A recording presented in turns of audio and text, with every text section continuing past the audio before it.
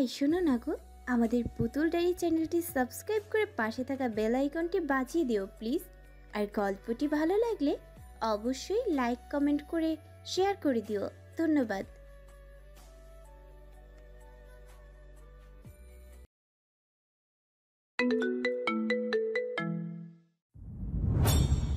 আসিল হঠাৎ করে নিজের পেটে ফারহাদের হাতের স্পর্শ অনুভব করে। হ্যাঁ, এটা ফারহাদই। ফারহাদ আসিলের চুল সরিয়ে কাঁধে নাক ঘষছে। আসিলের রাগ হচ্ছে প্রচুর। পেট থেকে ফারহাদের হাত সরাতে সরাতে কান্নারত কঞ্চে বলল, what do you want? Leave me, ছাড়ুন আমায়।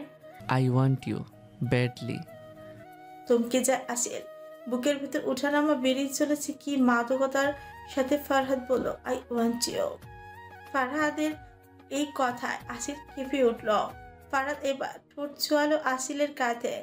ধীরে ধীরে উন্মাদে পরিণত হচ্ছে ফারহাদের ছোঁয়া। ফারহাদ আসিলকে এবার ঘুরিয়ে নিজের মুখোমুখি করে। আসিলের চোখ বন্ধ আছে, জোরে নিঃশ্বাস ফেলছে সে।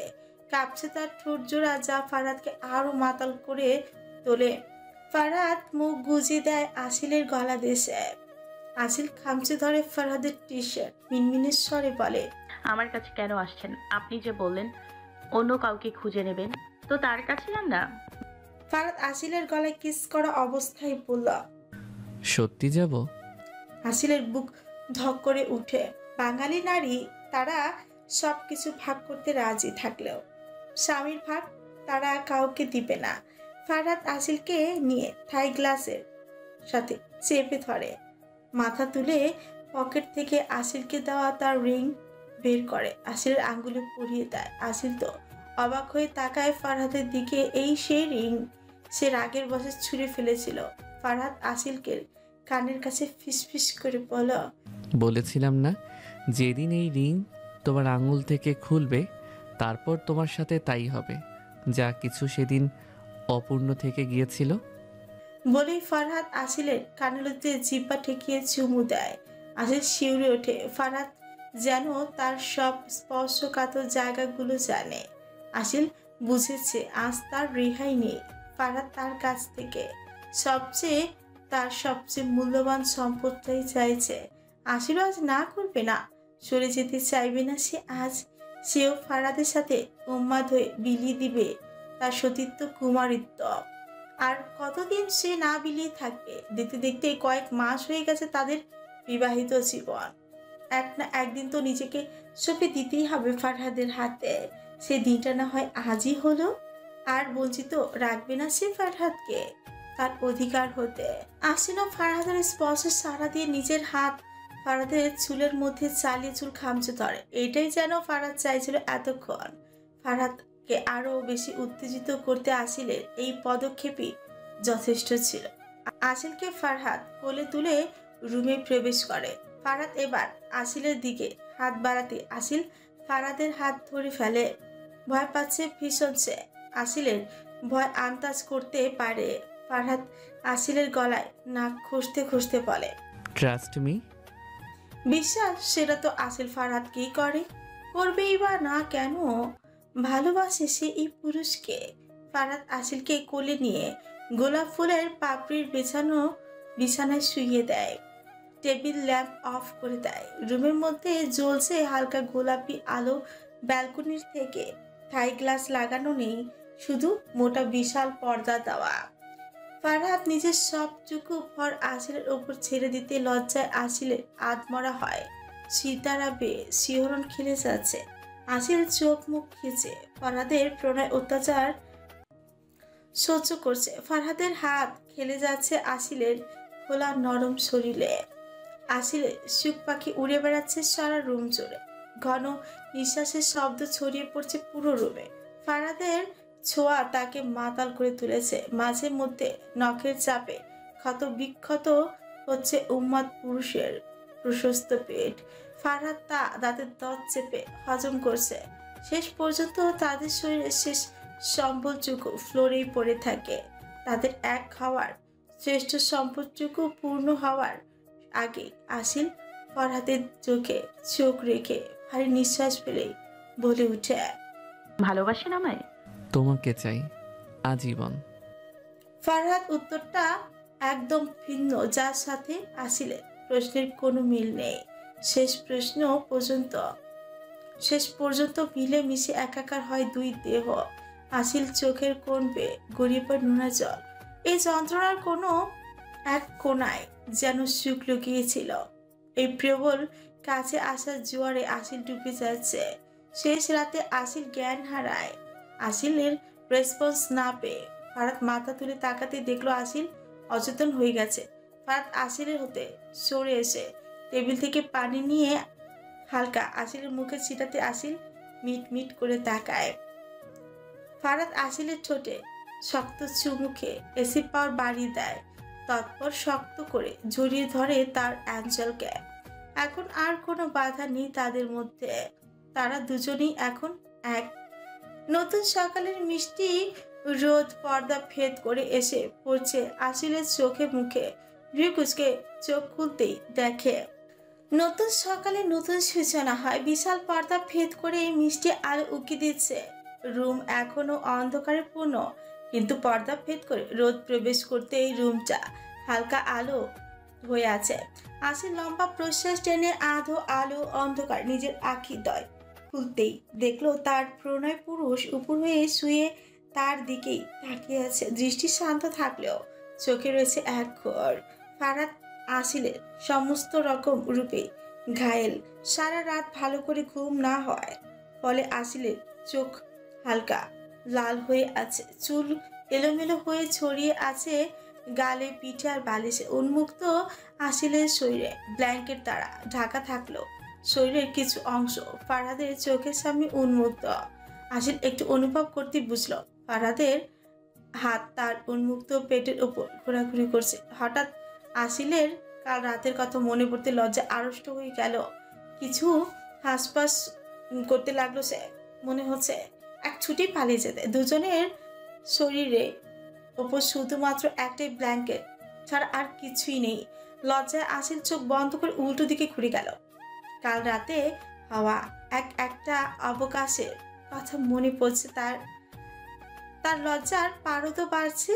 ফারাদ বাঁকা হাসলো। তৎপর আসিলের পেট ধরে টেনে নিজের বুকের সাথে মিশিয়ে নিল আসিলের পেট। আসিল কেঁপে উঠল, ভারী ভারী হলো নিঃশ্বাস। ফারাদ আবারও মাতাল হলো আসিলের নেশায়। এখন এই মুহূর্তে আসিলকে তার আবার চাই। ফারাদ আসিলের খোলা পিঠ, কাঁধ, ঘাড়ে নিজের অধর বোলাচ্ছে। আসিল এবার তার পেটের উপর রাখা ফারাদের বেহায়া হাত খামচে দিয়ে ধরে। হয়তো সে বুঝতে পেরেছে ফারাদের এখন কি চাইছে তার কাছ থেকে। ফারাদ আসিলকে টেনে চিৎ করে শুইয়ে দিয়ে মুখ গুজে দিলেও তার গলা দেশে। ঘড়িতে তখন 8:15। আসিল একবার ঘড়ির দিকে তাকাচ্ছে তো একবার ফারাদের দিকে। ফারাদ এতক্ষণে উন্মাদ হয়ে গেছে। তাকে থামানো এখন আসিলের হাতের বাইরে। আসিল ফারাদের চুলের মাঝে হাত গলায়। আসিল কি বলবে বা করবে বুঝতে পারছে, তাই চুপচাপ শুয়ে আছে। আর ফারহাদের প্রণয় পাগল ছোঁয়া অনুভব করছে। আজ নিজেকে একজন পরিপূরক নারী মনে হচ্ছে। আসিলের এক নারী হিসেবে সে আজ পূর্ণ। ফারাদ আসিলকে উত্তক্ত করলো নিজের মাতাল ছোঁয়া দ্বারা। আসিল শুকনো চোখ গেলে ভারী নিঃশ্বাস ফেলে রিনটিনের স্বরে বলে, ফারহাদ। ফারাদ আসিলের মুখের সামনে গিয়ে নিজের খয়েরি চোখ জোড়া আসিলের গোল গোল আখিদ্বয়ের মধ্যে স্থায়ী রেখে আসিলের উষ্ঠ জোড়ায় স্লাইড করতে করতে ভোর লাগা কঞ্চে বলে, I need you one more time. ফারাদের কথার পরিপ্রেক্ষিতে কিছু বলার ভাষা আর পেল না আসিল, তাই চুপ হয়ে গেল। এরই মধ্যে ফারহাদ আসিলের নরম ঠোঁট মিলিয়ে নেয় নিজের রুক্ষ অধরে। বিরতিহীন চুম্বন তার। ঘড়িতে সকাল 10:50, মানে 11টা বাজতে মাত্র 10 মিনিট বাকি। ফারাদের বুকে আরাম করে ঘুমাচ্ছে আসে পরম শান্তিতে। 10 মিনিট হচ্ছে ফারহাদের ঘুম ভেঙেছে। তখন থেকে সে পলকহীন ভাবে তার অ্যাঞ্জেলকে দেখে চলেছে। ঘড়ির দিকে তাকাতে ফারহাদ ভাবলো এবার আসিলকে ডেকে তুলতে হবে, না হলে এই মেয়ে আজ ঘুম থেকে উঠবে বলে তার মনে হয় না। ফারহাদ আসিলে ললাটে ঠোঁট স্পর্শ করে শান্ত স্বরে বলল, অ্যাঞ্জেল, অ্যাঞ্জেল ওঠো, দেখো কত বেলা হয়েছে। আসিল ভ্রুকুচকে আরো শক্ত করে ফারাদকে জড়িয়ে ধরে। ফারাদের লোমহীন বুকে মুখ লুকে ঘুমন্ত গলায় বলল, ফরহাদ ঘুমোতে দিন তো, ডিস্টার্ব করবেন না। আসিলের গায়ে ফারহাদের টি শার্ট, যা কিছুক্ষণ আগে আসিল ফ্লোর থেকে তুলে গায়ে জড়িয়ে ঘুমের দেশে পাড়ি দিয়েছিল। ফারহাদ টি শার্ট ভেদ করে আসিলের কোমর জড়িয়ে ধরে কানে ফিস ফিস করে বলে। সত্যি উঠবে না? ফারহাদের ছোঁয়ায় আসিল কেঁপে উঠে হালকা আওয়াজে বলে, আসিল না। সত্যি তো? হুম। তাহলে আমি আবার শুরু হয়ে যাব। এবার একদম সন্ধ্যার পরে ছাড়বো তোমায়। তার আগে কোনো ছাড়াছাড়ি নেই। এবার বলো কোনটা? দি চয়েস ইজ ইয়োর্স। ফট করে চোখ মেলে তাকায়। না না, আর সে এই বৃহৎ মানুষটিকে সামলাতে পারবে না। তার গায়ে আর শক্তি নেই ফারহাদকে সামলানোর। তাই ছটপট উঠে বসে আসে। ফারহাদও ক্ষীণ হেসে উঠে বসতে গিয়েও চোখ খিচে আউচ বলে উঠে। আসিল ফারহাদের আওয়াজ পেয়েই তার দিকে তাকিয়ে বলে, কি হয়েছে? ফারহাদ আসিলের গা ঘেঁষে বসে আর মোড়া ভেঙে উপহাস করে বলল, না। জংলি বিড়ালে আঁচড় দিয়েছে। মানে? বুঝতে পেরে জিজ্ঞাসা ছিটতেই বলে আসিল। এই দেখো। ফারহাদ কথাটি বলেই নিজের পিঠ ঘাড় কাঁধ আসিলের চোখের সামনে তুলে ধরতে আসিল লজ্জায় লাল গোলাপি হয়ে যায়। সব জায়গায় আসিলের নখের আঁচড়ের দাগ বিদ্যমান। আসিল কি বলবে বুঝতে পারছে না, লজ্জায় মুখ অন্যদিকে ঘুরিয়ে নিল। আসিলের লজ্জা বুঝতে পেরে ফারহাদ বেশ মজাই পেল। অবাধ্য চুল কানের পেছনে গুজে দিয়ে ফারহাদ বলল, এত লজ্জা কোথায় থাকে? এই লজ্জাহীন মানুষটাকে একটু লজ্জা ধার দেবে? ফারহাদ টি শার্ট আসিলের গায়ে অনেক বড় হওয়ার সুবাদে একটা সাইড কাঁধ থেকে নিচে পড়ে গেছে। তাতে দৃশ্যমান হয় আসিলের কাঁধের সাথে গলার অনেকটা জায়গা। ফারহাদ বেহায় নজরে সেই দিকে তাকিয়ে আছে। এই মেয়েটা আজ তাকে বিছানা ছাড়তেই দেবে না বলেই মনে হয় পণ করেছে। মনে হয় ফারহাদ আসিলকে কোলে তুলে নিজের কোলে বসিয়ে দেয়। চমকিয়ে উঠল মেয়েটি, ভীত চোখে তাকিয়ে আছে ফারহাদের দিকে। কিন্তু ফারহাদ আসিলের খোলা কাঁধে চুল সরিয়ে ছোট স্পর্শ করতে ব্যস্ত। শক্ত করে পেট জড়িয়ে ধরে দুষ্টু কণ্ঠে বলল, কি বলো? তোমার লজ্জা ভাঙানোর প্রক্রিয়া আবার শুরু করি? আসিল শুকনো ঠকিল। ফারহাদের হাত ছাড়ি পেছন ফিরে তাকালো। নজর গেল ফারহাদের গলার দিকে, সেখানে অসংখ্য লাভ বাইটের দাগ। আসিল আর কিছু না ভেবে বিছানা ছেড়ে উঠতে নিলে আবার বসে পড়ে। ফারহাদ চট জলদি কোমরে তাওয়াল পেঁচিয়ে আসিলকে কোলে তুলে নেয়। আসিল ফরকে গিয়ে ফারহাদের গলা জড়িয়ে ধরে বলল, কি করছেন? নামান আমাকে, আমি যেতে পারবো। চুপ, দেখলাম তো তুমি কত যেতে পারো। আসিল কিছু বলল না। সত্যি তার শরীরে জোর নেই বলেই চলে। ওয়াশরুমে ঢোকার পূর্বে দুজনেরই চোখ পড়লো বিছানার উপর। আসিল চোখ বন্ধ করে মুখ গুজে দিল ফারহাদের বুকে। সেই কাঙ্ক্ষিত রক্তের উৎস যে আসিল, এটা ফারহাদের বুঝতে অসুবিধা হলো না। ফারহাদ আসিলকে ওয়াশরুমে নামিয়ে তাওয়াল বাথরুম তার হাতের কাছে রেখে বেরিয়ে এলো। রুমে ঢোকে আগে বিছানার চাদর তুলে নতুন চাদর বিছিয়ে দিল। অতঃপর তাদের ছড়িয়ে পড়ে থাকা কাপড় তুলে ডিভানের উপরই রাখলো। তারপর পিটারকে ফোন করে বলল তার গাড়িতে রাখা প্যাকেট নিয়ে আসতে। এরই মধ্যে আসিল বাথরুম গায়ে জড়িয়ে ওয়াশরুম থেকে বেরিয়ে দেখলো রুম গোছানো, কাপড় চোপড় ডিভানের উপরই রাখা আর বিছানার চাদর বদলানো। কিন্তু ফারহাদ সে কোথায়? আসিল ফারহাদ বলে একবার ডাক দিতেই ফারহাদ বেলকনি থেকে রুমে প্রবেশ করলো। আসিলকে দাঁড়িয়ে থাকতে দেখে জিজ্ঞাসু চিত্তে বলল, বডি পেইন হচ্ছে? আসিল দুই দিকে মাথা নাড়িয়ে না বোঝায়। ফারহাদ একটু এগিয়ে এসে আসিলের দিকে বাথরুমের ফাঁক হতে আসিলের গলা বুক কিছু অংশ হাত দেখা যাচ্ছে, যেখানে স্পষ্টভাবে কাল রাতের ঘনিষ্ঠতা কাহিনী ব্যাখ্যা করছে। আসিল ফারহাদের দৃষ্টি অনুসরণ করে নিজের দিকে তাকাতেই দেখতেই অস্বস্তি লাগছে, লজ্জা ঘিরে ধরেছে। নতজানু হয়ে সেই দিকে এইদিকে তাকিয়ে বলে, আমি কি পরবো? এরই মধ্যে কলিং বেলের শব্দে ফারহাদ এগিয়ে দরজা খুলে দিতেই দেখলো ওয়েটার নাস্তা নিয়ে আর পিটার প্যাকেট নিয়ে দাঁড়িয়ে আছে। ফারহাদ সবকিছু নিয়ে রুমে প্রবেশ করে। আসিলের দিকে প্যাকেট এগিয়ে দিয়ে বলল, এতে তোমার কাপড় আছে, চেঞ্জ করে নাস্তা করে নাও, আমি শাওয়ার নিয়ে আসছি। ফারহাদ চলে যেতেই আসিল প্যাকেট খুলে দেখলো অ্যাঙ্কল লেন্থ প্যান্ট, হাঁটু নিচ অব্দি ফ্রক, টপ, হিজাব। আসিল তাড়াতাড়ি চেঞ্জ করে নাস্তা করতে বসলো। সব সুইজারল্যান্ডের খাবার। আসিল একবার চিন্তা করলো ফারহাদ আসলে একসাথে খাবে, কিন্তু পেটের মধ্যে ইঁদুর লাফালাফি করছে, তাই আসিল একাই খাওয়া আরম্ভ করলো। কিছুক্ষণের মাঝেই ফারহাদের ফোন বেজে উঠলো। আসিল চেয়ে দেখলো ফারিয়া ফোন করেছে। একবার ভাবলো তুলবে না, তারপর কিছু ভেবে ফোন রিসিভ করে কানেতে ফারিয়া মিষ্টি কণ্ঠে আনন্দে উৎফুল্ল হয়ে বলে, হ্যাপি বার্থডে দাদাই, আল্লাহ ব্লেস ইউ। ফারিয়ার কথায় আসিল ফ্রি কুচকালো। কিছু বলতে যাবে তার আগে ফারিয়া আবার বলল, সকাল থেকে তোমার ফোন আর ভাবির ফোনে কতবার কল করেছি, কিন্তু তোমরা রিসিভই করনি। কোথায় ছিলে তোমরা এতক্ষণ? আসিল এবার ফারিয়ার কথা মারাত্মক রকম লজ্জা পায়। কি উত্তর দেবে তা ভেবে পায় না। আসিল আমতা আমতা করে বলল, ফারিয়া, তোমার দাদাভাই ওয়াশরুমে গেছে, তাই আমি ফোন রিসিভ করেছি।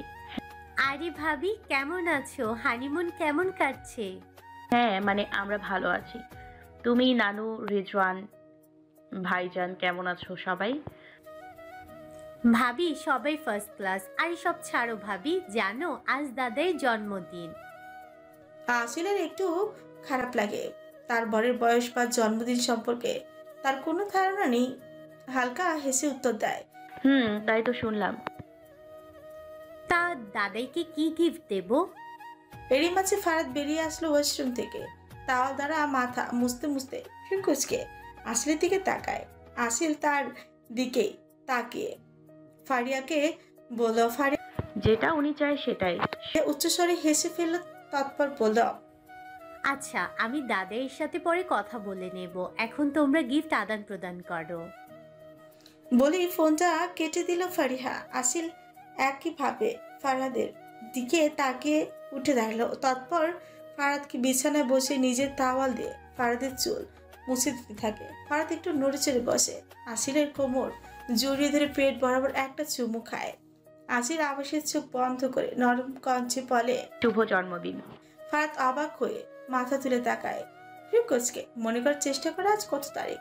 উনি আসতেই দেখে আজ সত্যি তার জন্মদিন, কিন্তু ফারাদ তার জন্মদিন কোনোদিন কোনোভাবে পালন করে না। তার তো মনেই থাকে না যে তার জন্মদিন কবে। যতক্ষণ ফারিয়া এসে তার গলা জড়িয়ে ধরে জন্মদিন উইশ করবে, ততক্ষণ পর্যন্ত তার বোধগম্য হবে না। কিন্তু আসিল কিভাবে জানলো আজ তার জন্মদিন? ফারাদ প্রশ্ন ছুড়ে দিল আসিলের দিকে। তুমি কি করে জানলে আজ আমার জন্মদিন? ফারিয়া ফোন করেছিল, আপনাকে উইশও করেছে, কিন্তু আপনি তখন গোসলে ছিলেন। ও। ফারাদ উঠে গেল আসিলের সামনে থেকে। আসিল কিছুটা অবাক হলো।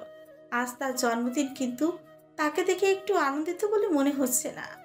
আসিল ফারাদকে উদ্দেশ্য করে বলল, জন্মদিনের দিনেও এরকম গম্ভীর হয়ে থাকবেন? জন্মদিনে আনন্দের কি আছে? মানুষ তার জীবনের 1 বছর হারিয়ে মৃত্যুর কলের দিকে এগিয়ে যাচ্ছে। এটা কি কোনো শোকের সংবাদ? আসিল মাথা নুয়ে নিল। ফারাদ ঠিকই তো বলেছে, আসলেই তো জন্মদিন খুশির দিন নয় তো। কিন্তু হঠাৎ আসিলের মনে জেগেছে এক অপ্রত্যাশিত প্রশ্ন। ফারাদের বয়স কত? এইটা নিয়ে এখন অনেক কিউরিওসিটি হচ্ছে তার। দেখে তো বেশি বয়স মনে হচ্ছে না, তবু এই প্রশ্ন বাড়ি খাচ্ছে আসিলের মাথায়। এই প্রশ্ন না করতে পারলে তার খাওয়া হজমই হবে না, রাতের ঘুম হারাম হয়ে যাবে। হাত কচলে জিভ দিয়ে ঠোঁট ভিজে আমতা আমতা করে বলল, আচ্ছা, আমার একটা প্রশ্ন আছে। মানে আমি জানতে চাচ্ছিলাম যে আপনার বয়স কত? মানে না বলতে চাইলে কোনো প্রবলেম নেই। ফারাদ চোখ ছোট ছোট করে ফিরকুচকে আসিলের দিকেই তাকালো। আসিলের জিজ্ঞাসু নয়ন আর আকুল মনের মধ্যে চলা প্রশ্ন জবাবের উদ্দেশ্যে সে তাকিয়ে আছে ফারহাদের দিকে। ফারহাদ মনে মনে দুষ্ট বুদ্ধির জাল বলল। আয়নায় নিজের দিকে তাকিয়ে দাড়িতে হাত বোলাতে বোলাতে বলল, আমার বয়স কত আর হবে? এই ধরো 40। আসিল সবে মাত্র পানি মুখে ঠেলেছিল, কিন্তু ফারহাদের কথা শুনে বেশম খেয়ে কাশতে আরম্ভ করলো। ফারহাদ তড়িঘড়ি করে আসিলের পিঠে হাত বুলিয়ে দিতে লাগলো। আসিলের কান্না পাচ্ছে ফারহাদের বয়স শুনে। লাস্ট পর্যন্ত সে একটা বুইরা ব্যাটার বউ। আসিল কাশি থামিয়ে হাঁপাতে হাঁপাতে বলল, কি বলছেন আপনি? 40? ফারহাদ বাঁকা হাসল। আসিলের কোমর ধরে টেনে নিজের সাথে মিশিয়ে নিল। মেয়েটার বোকা ভীতু চেহারার ওপর তো ফারহাদ বরাবরই ফিদা। ফারহাদ এবার আসিলের গলার দিকে তাকে লাভ বাইট দিকে ইশারা করে অজানা স্মৃতি প্রশ্ন করলো, এইগুলো কিসের দাগ অ্যাঞ্জেল?